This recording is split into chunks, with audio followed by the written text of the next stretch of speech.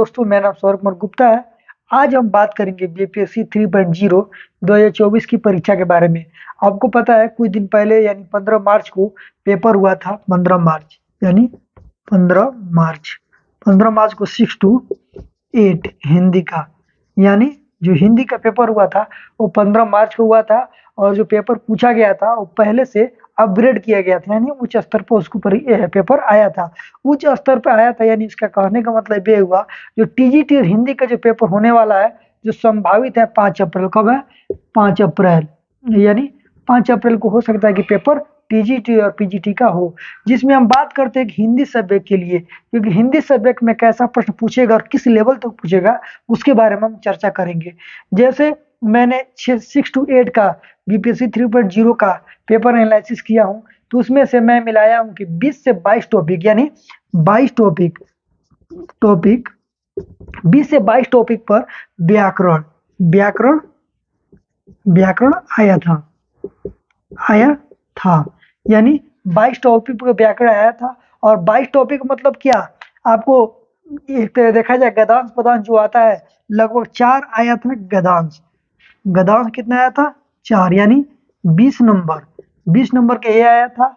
और उसके बाद जितने भी टॉपिक के बारे में बात करें, जैसे संधि हुआ, विकार हुआ, क्रिया हुआ, विशेषण हुआ, यानी आप पेपर जब हल करने जाएंगे तो सबसे पहले किन बातों का ध्यान रखिए उसी बारे में आज चर्चा करने वाले हैं। यानी सबसे पहले बात करें टॉपिक, यानी टॉपिक की बात करें तो सबसे पहले यहाँ पर चर्चा करते हैं क्रिया। तो यहाँ पर क्रिया से 2 क्वेश्चन आया था। छंद से 3 क्वेश्चन आया था। अलंकार से 4 क्वेश्चन आया था। वाक्य से 5 आया था।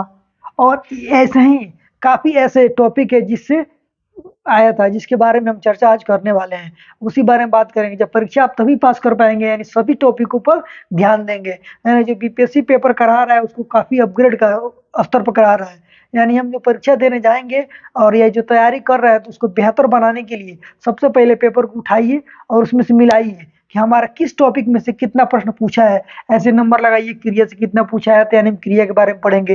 फिर देखेंगे छंद से कितना क्वेश्चन पूछा है, छंद से 3 क्वेश्चन पूछा है तो 3 क्वेश्चन पर हम ध्यान देंगे कि 3 क्वेश्चन जो पूछा है वो किस स्तर पर पूछा है। तो 3 जो पूछा है वही तो आएगा नहीं, उसी आधार पर कुछ अलग आएगा तो हम पढ़ेंगे। यानी छंद, अलंकार पढ़ेंगे, पर्यायवाची पढ़ेंगे, तत्सम आया था, उपसर्ग आया था, शुद्ध आया था,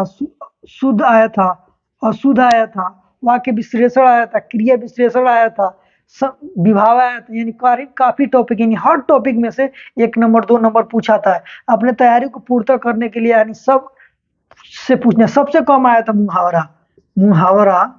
मुहावरा सबसे कितना आया था? 1 ही मुहावरा आया था, यानी पेपर के स्तर को बढ़ाया था। और जो बात कहा जाए ये 1 लाइनर क्वेश्चन आंसर, वो एक भी प्रश्न ऐसा नहीं था जो एक बार में हम देखें और उसको आंसर ठीक मार दें। क्योंकि बीपीएससी 2.0 में 1 लाइनर क्वेश्चन ज्यादा आया था कि एक बार देखे और उसको मार दिए। जैसे सबसे बड़ा महाकाव्य कौन सा है तो उसके बारे में हमको याद है, एक बार में क्वेश्चन आंसर मार दिए।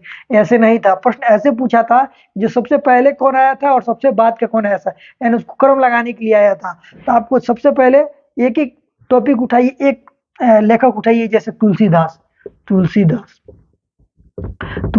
यानी तुलसीदास के बारे में सारी चीजें पढ़ी है कि तुलसीदास ने सबसे पहले क्या आया था। तो तुलसीदास का रामलला नाचू आया था सबसे पहले। उसके बाद क्या आया था? रामचरितमानस आया था। क्या क्या आया था उसके बारे में ही हम चर्चा करेंगे और उसी बारे में पढ़ाई करिए तो आपकी काफी बेहतर हो सकती है। और भी टीजीटी हिंदी के लिए हमारे चैनल पर जुड़े रहिए और मैं आपको बताते जाऊंगा।